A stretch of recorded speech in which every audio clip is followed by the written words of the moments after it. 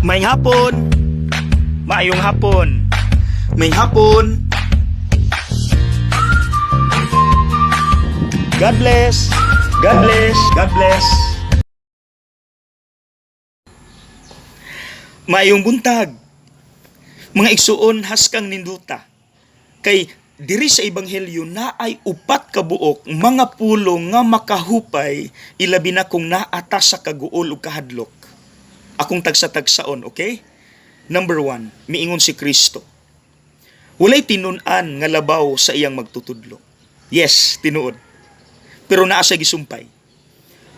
Busa angay malipay ang tinun-an kung mahisama siya sa iyang magtutudlo. Mga igsuon nahitabo na tungod kay gibunyagan ta, gihimo ta nga anak sa Dios. Dili ta angayan kay makasasala ta.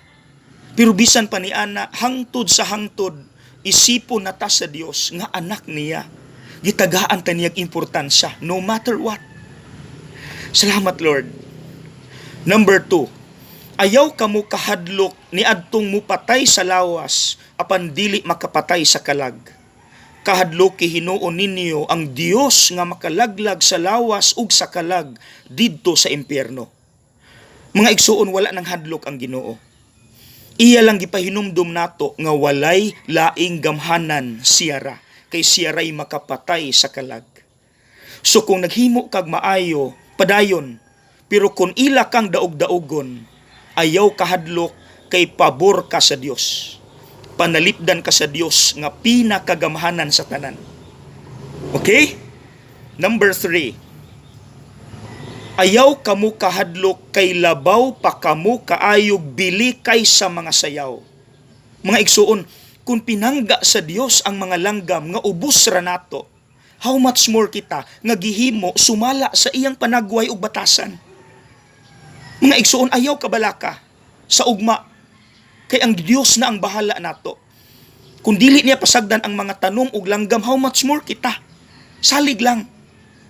Uy, kaupat, bisan gani ang tanang buhok sa inyong ulo giihap. Pasabot anak mga igsuon nga matag detalye sa atong lawas, matag usa nato pinangga sa Dios. So ayaw ikumpara im kaugalingon sa uban. Ayaw ipakaubos im kaugalingon kay matag usa nato special, important in the eyes and heart of God. Thank you, Lord. Munang before ko matapos na ako'y suggestion. Sayang kaayo kon maminaw lang mo.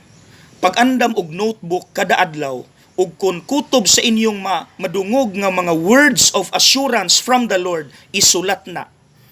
Aron pag-abot sa problema, basahan na tanan, and I swear, matambalan ka. Maayo ka. Okay? God bless.